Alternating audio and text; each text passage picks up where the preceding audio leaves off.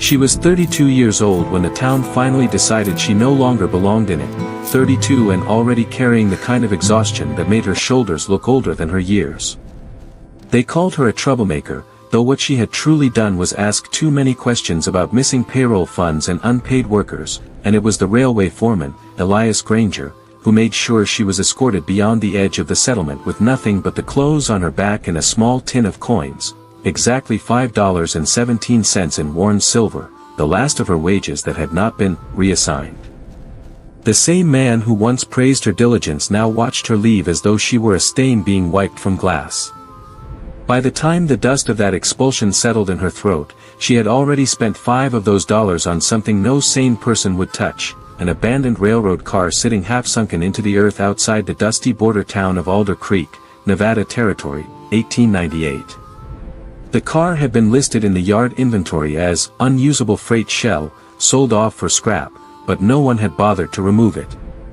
The town clerk laughed when she asked about it, took her coin without even looking up, and handed her a rusted deed as if she had just purchased a joke. $5 for a hollow relic of iron and wood, sitting alone on a forgotten spur line, creaking in the desert wind like it was still trying to remember the sound of motion. It was a desperate, foolish purchase, the kind made by someone with nowhere left to go. And yet, as she stood before it for the first time, watching the sunlight burn across its cracked panels, she noticed something odd. One section of the interior wall had been rebuilt too neatly, too recently for something meant to be abandoned. Something inside it did not belong, something sealed away behind false timber and rusted nails, as though the car itself had been turned into a hiding place no one had remembered to empty. Something that, if uncovered, could change everything, not just for her, but for the entire struggling town that had turned its back on her. Settle in, and let us tell you the story of Clara Wren. If you're listening from a place that feels forgotten, tell us in the comments. Clara Wren had not always been the kind of woman who bargained for broken rail cars at the edge of nowhere. There was a time when her name was spoken inside Alder Creek with something close to respect, when she worked as a ledger clerk for the Union Pacific Supply Office and could trace the movement of entire freight shipments with nothing more than ink, patience, and a sharp eye for numbers that did not agree with each other. Her father had been a machinist on the rail line before a boiler failure took his life, and from him she had inherited an instinct for structure, for noticing when something mechanical or financial had been quietly altered.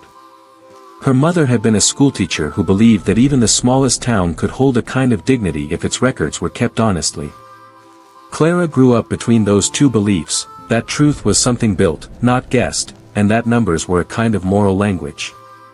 When other girls learned embroidery, she learned bookkeeping. When others memorized poetry, she memorized freight schedules and supply manifests. It was not ambition in the way people in cities understood it, it was something quieter, almost devotional. Alder Creek in those years was a hard town but not yet a broken one. The railway had turned it into a small artery of commerce, and with commerce came a fragile order. Clara worked long hours in a wooden office beside the tracks, where the smell of coal dust seeped through the window frames and settled into everything. She liked the rhythm of it, the trains arriving like punctuation marks in an otherwise uncertain world. It was there she first noticed inconsistencies. A shipment of timber recorded twice. A payroll deduction that appeared and disappeared depending on who signed the ledger. Small things at first, easily dismissed. But Clara had learned from her father that machines do not lie by accident. When something is wrong, it is wrong with intent. She began to trace the discrepancies after hours, candle burning low beside her ink-stained hands. At first, it felt like solving a puzzle. Then it stopped feeling like a puzzle and started feeling like a pattern. And at the center of that pattern was Elias Granger, the railway foreman, a man with polished boots and a voice that always sounded like it belonged in a different room than the one he stood in. Granger was not careless. That was the most frightening part. Every missing dollar had a reason. Every altered figure had a signature somewhere in its shadow. Clara's discovery was not a single theft but a system, a slow siphoning of wages and materials that kept certain men comfortable while workers in the yards went unpaid or underpaid for months at a time. When she finally gathered enough evidence to be certain, she did not go to the sheriff. She went to the railway office with her ledgers in hand, believing, perhaps naively, that truth, once presented clearly enough, would correct itself. She was wrong. Granger listened without interrupting, his fingers steepled, his expression almost thoughtful. When she finished, there was a long silence, broken only by the distant cry of a locomotive. Then he smiled, not warmly, but as someone might smile at a child who has misunderstood the rules of a game. "You've done fine work, Clara," he said softly. "Too fine." Within a week, she was dismissed for document irregularities. Within 2, she was accused of falsifying records herself. By the 3rd week, the town had already decided she was the problem, not the system she had uncovered. That was how quickly a truth can be buried when it inconveniences the wrong people. And now she stood outside Alder Creek with $5.17, watching the last of her reputation disappear behind her like dust behind a departing train. The railroad car had not been her first thought. It had been a mistake, really, a moment of exhaustion when she saw the abandoned shell sitting beside the old spur line, its wheels half buried in sand, its metal side scorched by years of desert sun. She had asked about it only because she needed somewhere to sit that was not the open ground. The clerk had said $5, probably expecting her to walk away laughing. But Clara did not laugh. She paid. The car sat about a mile outside Alder Creek, where the track split and one line had been decommissioned years earlier. The air around it was still, as though even the wind had decided there was nothing worth moving there. Its paint had long since peeled away, leaving raw iron streaked with rust like dried blood. The door hung half open, refusing to close properly, and inside it smelled of old timber and forgotten rain. Clara stepped into it cautiously. The floor creaked beneath her boots. Sunlight filtered through cracks in the panels, casting thin blades of light across the interior. It should have felt empty, meaningless. Instead, it felt held together. As though someone had once cared enough to preserve it, even in abandonment. That was when she noticed the wall. One section of the interior paneling did not match the rest. The wood was newer, the nails too evenly spaced. It had been painted over carefully, but not well enough. Clara knelt, pressing her fingers along the seam. It was hollow behind it. Not structural hollow, intentional hollow. Something had been sealed inside. And whatever it was, it had been hidden with purpose. She did not know it then, but that moment would become the hinge upon which everything else turned. Clara did not sleep that night inside the railroad car, though she could have. The desert wind pressed against its hollow frame like an animal circling something wounded, and every creak of old metal carried a voice that seemed too deliberate to ignore. Instead, she sat outside beneath the dry stretch of sky, knees drawn close, staring at the wall she had touched again and again as if repetition alone might reveal what logic had not yet allowed her to understand. By morning, the sun had turned the abandoned shell into something almost luminous in its decay. Clara returned with a small borrowed hammer and a chisel she had bartered from a traveling repairman who asked no questions, only accepted her last silver coin with a tired nod. When she struck the first nail, it did not resist as much as she expected. The wood came away in stiff, reluctant layers, revealing darkness behind it, not the empty cavity of rot or neglect, but a deliberately constructed space, lined with planks that did not belong to the original car. Inside that false wall, wrapped in oilcloth that had long since stiffened with age, were documents. At first, she thought they were shipping records. That would have made sense. Railcars often carried forgotten paperwork, lost manifests, misfiled ledgers. But as she unfolded the first brittle pages, her breath caught in a way she did not yet understand how to name. These were not manifests. They were financial ledgers, duplicate sets. Clean copies. Hidden copies. Records that mirrored the railway's official books but diverged in precise, calculated ways. Every altered wage.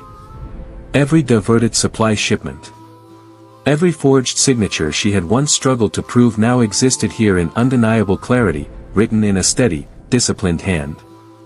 And at the bottom of the bundle, bound in a separate fold of cloth, was a letter. The paper was thinner, more fragile than the rest, as if it had been meant to be read only once and then destroyed by time itself. Clara held it carefully, fearing even breath might disintegrate it. The handwriting was unmistakably her father's. Her fingers went cold before she even began to read. "My dearest Clara," it began, and for a moment the desert outside the railcar disappeared entirely, replaced by a memory of warm workshop light, of oil-stained hands guiding hers over the teeth of gears. The letter explained what she had never been told. Her father had not died because of an accident alone.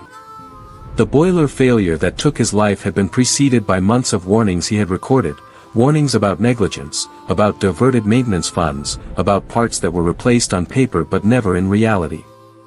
He had discovered the same pattern Clara would later uncover, only years earlier, when the system was smaller but already compromised. He had tried to report it. And in doing so, he had signed his own death warrant. The explosion, he wrote, was not merely mechanical failure. It was allowed to happen. Clara read the line 3 times before she could continue. Her father had not been paranoid. He had been precise. He had copied the ledgers before they could be erased, hidden them in a place he believed no one would ever think to destroy, a railcar marked as useless inventory, pushed out into the desert and forgotten. A place where truth could sleep until someone stubborn enough to survive found it again. Clara sat very still as the meaning settled into her like weight. The car she had purchased for $5 was not scrap. It was a vault. A witness sealed in iron and dust. And she was not the first intended reader. The letter ended with instructions, not for revenge, not for exposure in the dramatic sense people like to imagine, but for restoration. Names were listed, workers underpaid for years, families denied wages owed, suppliers cheated out of contracts. A map of consequences, not riches. Her father had written one final line. "If you are reading this, then I did not succeed. But perhaps you will." When Clara finally stepped out of the railcar, the desert no longer felt empty. It felt aware. The town of Alder Creek did not notice her return at first. It was a place accustomed to ignoring what it no longer found useful. But Clara did not go back as she had left. She did not go back as a dismissed clerk with dust on her shoes and silence in her mouth. She went back carrying proof. And proof, in a town built on controlled ignorance, is a dangerous thing. At the railway office, Elias Granger was conducting business as usual, his voice smooth as oil over machinery, his confidence untouched by time or consequence. When Clara entered, he looked up briefly, as one might acknowledge a passing shadow. "You're trespassing on private administrative grounds," he said calmly. Clara placed the bundle of ledgers on his desk without speaking. For the first time, something in his expression shifted, not fear yet, but calculation. "You shouldn't have kept those," he said quietly. It was not a question. Behind her, the office began to feel smaller, as though the air itself had tightened. 2 clerks paused mid-task. A foreman in the corner straightened slowly. The room had the feeling of a mechanism sensing an unexpected foreign object inside its structure. Clara did not raise her voice. She did not need to. "These are copies of your accounts," she said. "Every adjustment. Every wage you took. Every shipment you rerouted. My father kept them before you killed him for noticing." A silence followed that was different from ordinary silence. This was weighted, deliberate. Granger stood slowly, walking around the desk as if circling a problem he intended to erase. "Your father was careless," he said at last. "And so are you." But Clara had learned something in the railcar that morning. The truth was no longer something she needed permission to defend. It existed whether the town acknowledged it or not. Within days, Alder Creek fractured. Some refused to believe her. Others refused to ignore her. Workers who had been silent for years began to gather at the edge of the yard, speaking in low voices about unpaid wages they had long stopped expecting to recover. Merchants compared records. Small discrepancies grew into undeniable patterns. Granger attempted to discredit her again, but the ledgers were too precise, too consistent, too complete. Every line connected to something tangible. Every figure corresponded to a real absence in someone's life. And slowly, what had once been rumor hardened into structure. But Granger was not a man who surrendered easily. If truth could not be denied, it could still be delayed. Pressure was applied where it always had been in Alder Creek, quietly, through influence, through intimidation, through the old assumption that most people would rather survive than be right. Clara began to feel it in subtle ways first. Doors closing earlier than expected. Conversations stopping when she approached. The clerk who had sold her the railcar refusing to meet her eyes. Then more directly. Her access to the railway yard was revoked. Her name was removed from any remaining payroll disputes. A notice was posted declaring her claims unverified and disruptive to civic stability. But what Granger underestimated was that she was no longer acting alone. The workers had begun to read the ledgers themselves. And once a system is understood by the people it depends upon, it cannot remain unchanged for long. The conflict did not erupt like violence. It grew like pressure behind a wall that had already begun to crack. Clara did not seek confrontation. She sought alignment.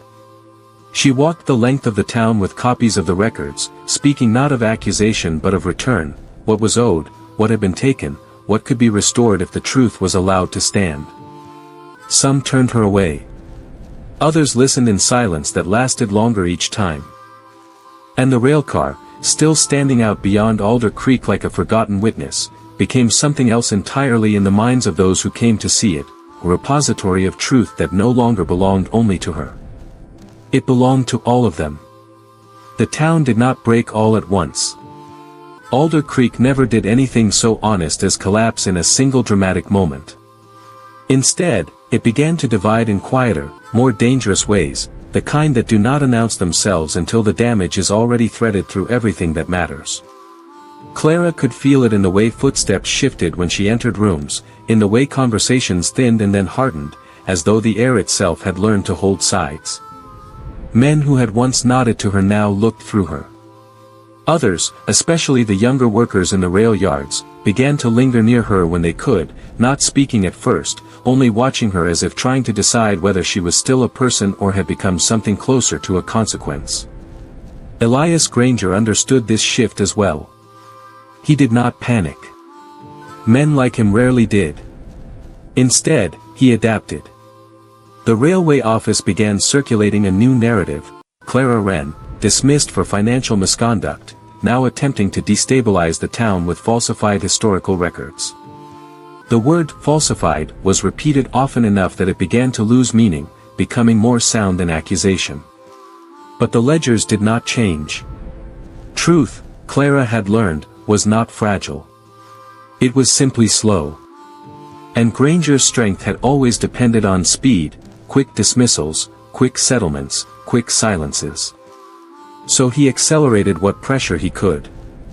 One morning, Clara found the door of the small boarding room she had rented barred from the outside. Not locked. Barred. A statement more than a precaution. When she forced her way out, she found a notice pinned to the frame stating that she was no longer welcome in properties affiliated with Union Pacific operations or their contracted housing provisions. It was not violence. It was isolation. And isolation, in a town like Alder Creek, was meant to do what force did not need to. But Clara had something Granger did not fully understand yet. She was no longer defending herself alone. The railcar had already begun to change ownership in a sense that no legal paper could capture. It had become a gathering place. At first, only one or two workers came at a time, quietly, after shifts ended, stepping off the beaten paths as though ashamed of being seen. They would stand inside the abandoned car and read fragments of the ledgers by lantern light, tracing names they recognized, numbers they understood too well. Then more came.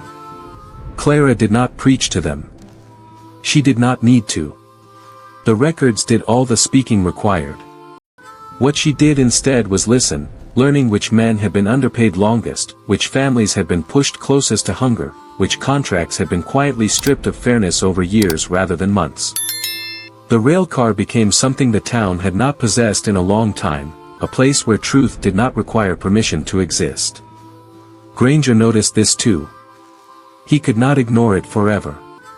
So he shifted his attention from Clara alone to the structure forming around her. A notice went out declaring unauthorized gatherings on railway property a punishable offense. 2 men were arrested for trespassing near the spur line. The message was clear enough, the system still had teeth. But something had changed in how the town received that message. Fear no longer landed cleanly. It now arrived tangled with recognition. Because the names in the ledgers were not abstract anymore. They belonged to neighbors. To sons. To fathers. To men who had worked beside them for years without complaint, quietly absorbing what had been taken from them. And slowly, the idea that nothing could be done began to lose its certainty. Clara understood that she was approaching a threshold. The kind of moment systems fear more than exposure, organization. But she also understood something else, something her father's letter had only hinted at. Exposure alone would not be enough. Granger would deny. He would delay. He would fracture the truth into competing versions until exhaustion replaced clarity. So Clara stopped trying to simply reveal what had been hidden. Instead, she began preparing to redirect it. She returned to the rail car one late afternoon when the sun was low and the desert had taken on the color of old copper. Inside, the air still carried the faint scent of oilcloth and paper. The hidden wall now stood permanently open, like a wound that refused to close, exposing the compartment her father had built years ago. She placed her hand against the inner wood, not as a gesture of sentiment, but of acknowledgement. This place had not been meant as a secret for secrecy's sake. It had been meant as a vessel for correction. Her father had not only documented theft. He had mapped it. And maps, when understood properly, are instructions. That night, Clara did something she had never done before in her life with numbers. She stopped thinking like a clerk and started thinking like a system. She cross-referenced names with wages, wages with shipments, shipments with dependency. What emerged was not just corruption but structure. Entire families in Alder Creek were tied into cycles of withholding that kept them just stable enough not to revolt, but never stable enough to advance. It was not chaos. It was design. And design, unlike chaos, could be dismantled. But only if you knew where to apply pressure. The first sign of real change came 3 days later when a group of workers refused overtime for the first time in recorded memory. Not in protest. In coordination. They simply did not appear. By the second occurrence, the railway office was forced to adjust schedules. By the third, Granger called a meeting.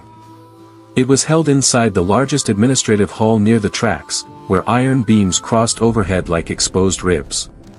Clara was not invited, but she came anyway, standing at the edge of the room where she could see everything without being immediately seen. Granger stood at the front, attempting to reassert order through familiarity.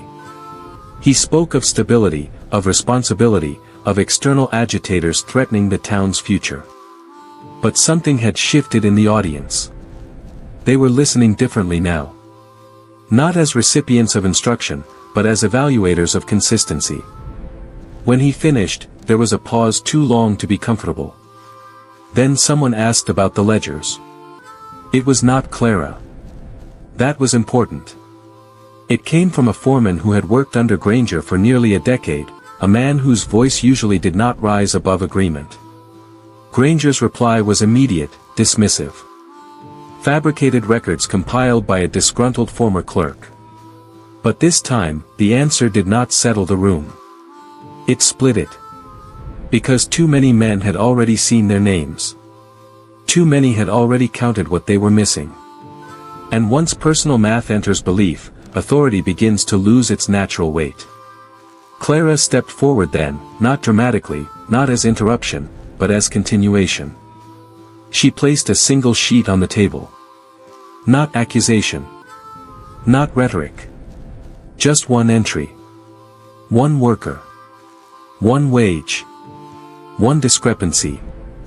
And beside it, a confirmation signed by Granger himself. She did not speak long. She did not need to. "I am not asking you to believe me," she said quietly. "I am asking you to read what is already yours." Silence followed again, but this silence was different from before. It was no longer confusion. It was recognition. Granger understood, finally, that the structure was no longer holding in the way it used to. But even then, he did not concede. Men like him rarely retreat through honesty. They retreat through disappearance. That night, he attempted to have Clara detained under railway authority jurisdiction. But when the officers arrived, they found something he did not anticipate. A refusal. Not from Clara. From them. The men who had been sent to enforce order had read enough by then to recognize which side of history was beginning to tilt. And so the attempt failed not through confrontation, but through absence of obedience. For the first time, Granger's authority did not land. It simply fell. And somewhere beyond the town, the abandoned railcar stood in silence, as though waiting for the final piece of its purpose to be fulfilled. Granger did not sleep that night. Not because he feared arrest, men like him rarely believed consequences would reach them in time, but because something far more destabilizing had begun to spread through Alder Creek. The order he had built over years was no longer misaligned in small ways. It was refusing to function at all in certain places, as though entire sections of the town had quietly stepped outside the system he depended on. He stood alone in the railway office long after the lamps had been lowered, listening to the building settle. Even that sound felt different now. Less like stability. More like fatigue. By dawn, he had made his decision. Clara Wren had to disappear. Not publicly. Not in a way that would invite scrutiny. In Granger's mind, the most efficient solutions were always administrative. A transfer of responsibility. A misfiled incident report. A body of truth redirected into paperwork until it no longer resembled itself. But when he sent for the local constable, he encountered something he had not fully accounted for. The constable did not arrive alone. 2 railway workers came with him. And they were not there to enforce Granger's request. They were there to question it. The balance of authority in Alder Creek had shifted so subtly that Granger had failed to notice the moment it crossed the threshold of control into negotiation. He still spoke as though command was intact. He still used the language of procedure and duty. But the room no longer responded to those words in the way it once had. Instead, they asked for proof. Again. Always proof. And this time, Granger had none that held weight outside his own office walls. Clara, meanwhile, did not hide. That was the part Granger never understood about her. She had stopped behaving like someone trying to survive and started behaving like someone ensuring something larger survived through her. She spent that morning at the railcar. Not alone. The interior of the abandoned carriage had changed in character over the past days. What had once been decay and silence now carried the low presence of people moving carefully, speaking softly, as though they were inside something fragile but alive. Lanterns hung from makeshift hooks. The wooden floorboards had been reinforced where they sagged. Someone had even brought in a small table, its legs uneven against the warped ground. The railcar was no longer just evidence. It was infrastructure. Clara stood at the open wall where her father's hidden compartment remained exposed, the ledgers now organized not as a secret, but as a reference. Names had been grouped. Wages recalculated. Losses summarized in ways that could be understood at a glance. She was not building outrage. She was building clarity. A young man named Henry, barely 20, a track assistant with ink still under his fingernails from trying to learn bookkeeping in his spare time, approached her cautiously. "They're saying Granger will bring outside officials," he said. Clara nodded once, as if she had expected this. "He will try," she replied. Henry hesitated. And if they come? Clara looked out through the railcar door, where the desert stretched wide and indifferent, as it always had. Then we make sure they see everything in the correct order, she said. It was not defiance in the way towns usually understood it. It was arrangement. Sequence. The quiet discipline of ensuring that truth arrives in a form that cannot be easily rearranged. By midday, Alder Creek was no longer passive. People were moving differently through its streets, small clusters forming, dispersing, reforming again near places of shared memory, the rail yard gate, the supply office, the general store where wages were often exchanged or delayed. Conversations were no longer whispers. They were comparisons. For the first time, the town was doing its own accounting. Granger attempted his final consolidation of authority that afternoon. He called for a public declaration near the railway platform, where he believed visibility would restore structure. If people saw him standing where authority had always stood, perhaps the illusion would reassert itself. Clara arrived before he did. She did not stand on the platform. She stood below it, among the workers. That was intentional. When Granger began speaking, he was no longer addressing a unified audience. He was speaking across a fracture that he could not visually locate anymore. His words described stability, law, and interference from destabilizing influences. But each phrase was now met not with agreement or silence, but with calculation. He realized, too late, that he was no longer narrating reality. He was defending a version of it. And Clara did something she had not done before in public. She did not interrupt him. She simply began reading. One name. One wage. One discrepancy. Then another. She did not raise her voice. She did not need to. The structure of the railcar ledgers had trained her into precision, and precision carries farther than volume when the environment is already listening.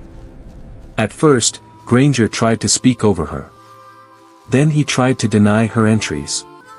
But the more she read, the more the people around her began to respond, not emotionally, but factually. Confirming. Correcting. Adding details she had not even mentioned yet. The ledger had left her hands. It was now in the town's memory. And memory, once distributed, cannot be contained by a single authority. Granger finally stopped speaking. That silence was the most important moment of the entire conflict. Because it was the first time he realized he was no longer necessary for the system to interpret itself. He stepped down from the platform slowly, no longer performing authority, only movement. Clara did not follow him. She did not need to. By evening, the railway office was no longer functioning as a command center. It had become something closer to a contested archive. Workers entered and exited freely. Documents were no longer controlled, they were compared. Granger attempted one final action that night. He went to the railcar. He expected to find it empty, perhaps even destroyed. That would have restored his understanding of how resistance was supposed to behave, dramatic, visible, and reversible. Instead, he found light inside it. And people. Not crowds. Not mobs. Not chaos. A structured gathering. Clara stood near the exposed wall, speaking with Henry and two older workers who were reviewing entries with the calm attention of men checking weather patterns before harvest. When Granger appeared in the doorway, conversation did not stop. It only adjusted. He looked at Clara for a long moment, as though trying to find in her the version of her that had once needed his approval to exist in that office. But that version was no longer present. "What do you think this changes?" he asked finally, voice low. Clara did not answer immediately. She turned slightly, looking at the railcar interior, at the ledgers, at the people who now understood them without her translating. Then she said something simple. "Nothing changes," she replied. "It was always this way. We are only seeing it correctly now." That was the moment Granger understood what he had lost. Not control. But interpretation. And without interpretation, authority collapses into mere presence. The following morning, Granger was gone. No confrontation. No announcement. Only absence where presence had been assumed.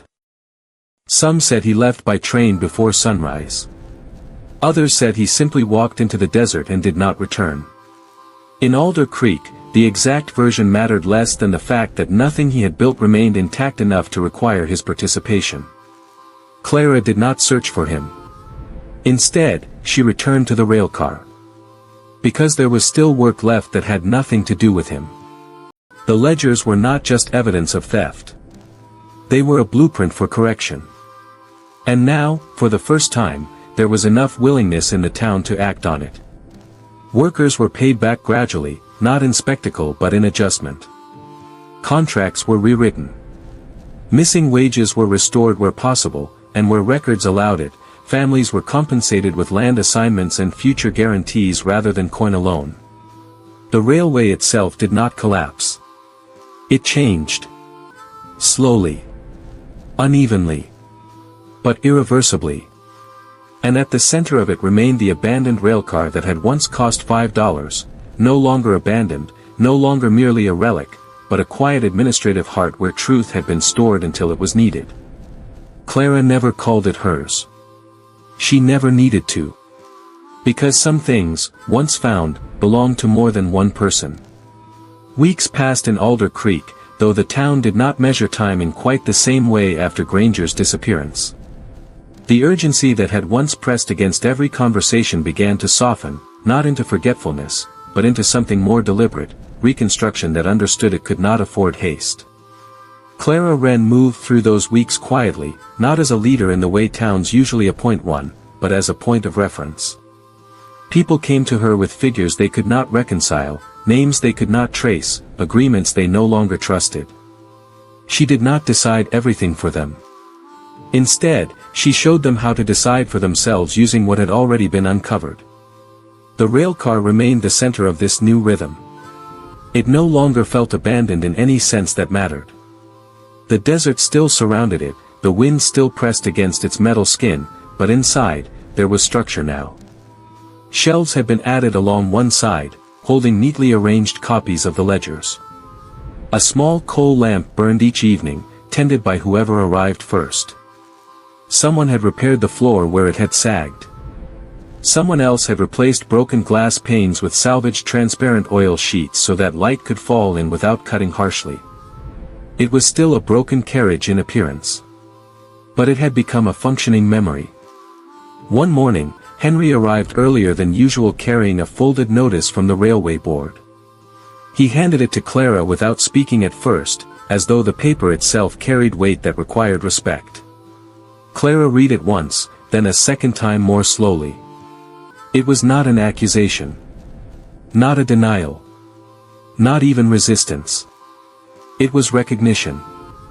The railway administration, now operating under interim oversight from distant regional officials who had arrived only after the internal breakdown could no longer be ignored, was formally acknowledging discrepancies in wage distribution and supply allocation in Alder Creek over the previous years. An inquiry would follow. Compensation frameworks would be discussed. Records would be audited under external supervision. It was bureaucratic language, but its meaning was unmistakable. What had been dismissed as disruption had become documented fact. Henry watched her carefully. "Does that mean it's over?" he asked. Clara folded the paper again, but did not put it away. "No," she said softly. "It means it has become permanent." That evening, she walked alone to the edge of the railcar line where the abandoned spur stretched into empty land. The tracks there were still partially intact, though rusted and uneven, disappearing into distance as though they had forgotten what they were meant to connect. She thought about her father then, not as memory alone, but as structure, how he had understood that truth, if it is hidden correctly, does not die. It waits. It accumulates weight. It becomes more difficult to erase with every passing year. The railcar had proven that.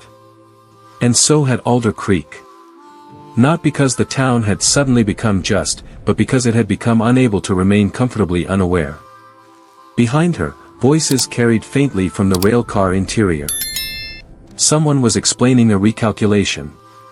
Someone else was correcting a figure. A small disagreement resolved not through authority, but through shared reading. That, Clara realized, was the real change.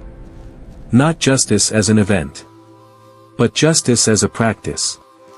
A few days later, a delegation from the regional railway office arrived in person. They did not come with threats or force. They came with questions, binders, and a cautious awareness that the situation in Alder Creek could no longer be treated as a simple administrative correction. Clara met them at the railcar. They expected a building. An office. Something official. Instead, they were shown a carriage half embedded in desert soil, its interior filled with orderly stacks of records and people who spoke about them as if they were alive. One of the officials, a woman with careful eyes and ink-stained gloves, asked Clara directly, "Why keep it here? Why not transfer everything to proper archives?" Clara looked around the railcar before answering. She did not rush her words. "Because this is where it was hidden," she said. "And because this is where people learn to find it." There was a silence after that which no one attempted to fill. The officials spent hours reviewing documents.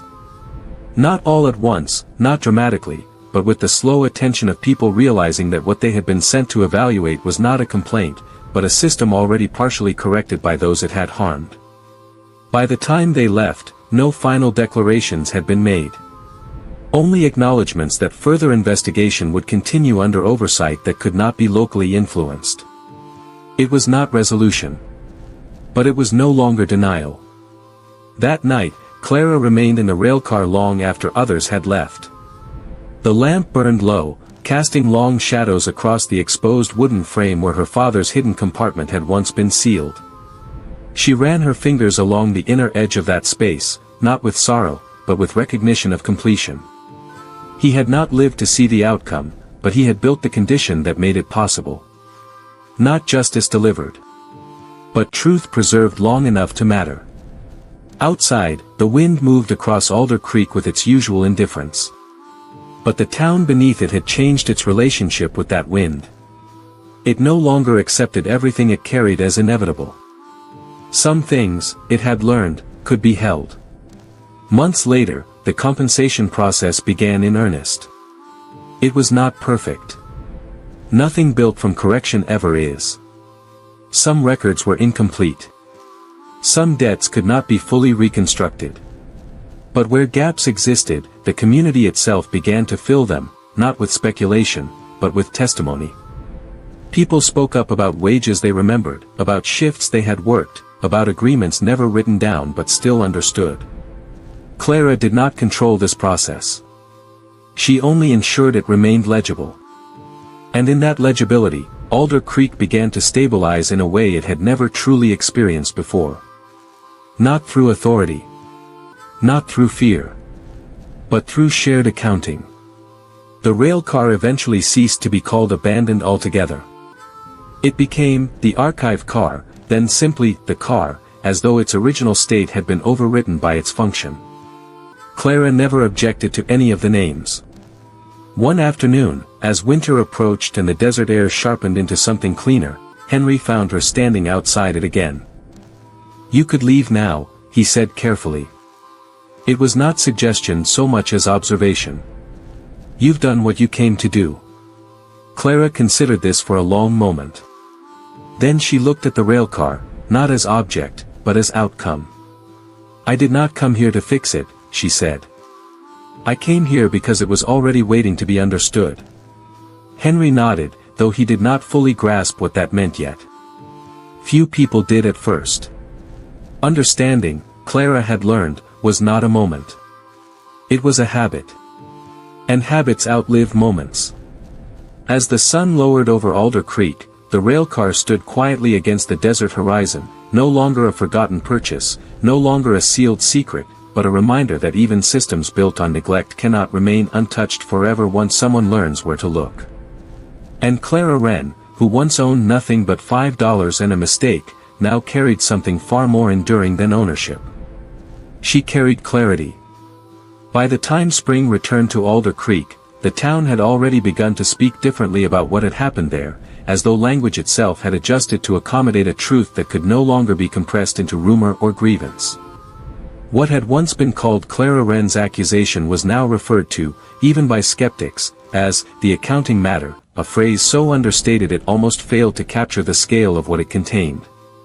Clara herself resisted any attempt to be placed at the center of it. When names were requested for formal reports, she ensured that the railcar ledger was listed as the originating source rather than any individual. When officials pressed for testimony, she gave it in structured, factual terms that made it difficult for anyone to turn her into a symbol. She understood something now that Granger had never understood: symbols can be controlled, but systems cannot be reduced so easily. The railcar remained unchanged in its physical form, but its role had evolved again. What had begun as a hidden compartment inside abandoned iron had become a living archive network. Copies of the ledgers were now stored in the railway office under supervision, but the original arrangement, the one her father had designed without knowing who would eventually find it, remained in the car itself. People still came there, not out of necessity anymore, but out of habit, as if truth felt more stable when it was physically revisited. One morning, Clara arrived to find something new. A second ledger had been placed on the table inside the railcar. It was not part of her father's collection. It was newer. Carefully written. Deliberately structured. And signed not by authority, but by workers. Henry was already inside, waiting for her reaction. "We started it," he said simply when she looked at him. "After the compensation began. We thought, if records were what changed everything, maybe we shouldn't stop keeping them properly just because the old ones were fixed." Clara opened the ledger slowly. It was not a record of theft this time. It was a record of balance. Hours worked. Supplies used. Payments issued. Not in protest, but in continuity. A system no longer waiting to be corrected from outside, but maintaining itself from within. She closed it again without speaking for a moment longer than usual. Then she said, "This is what permanence looks like." Henry seemed unsure whether that was praise or warning.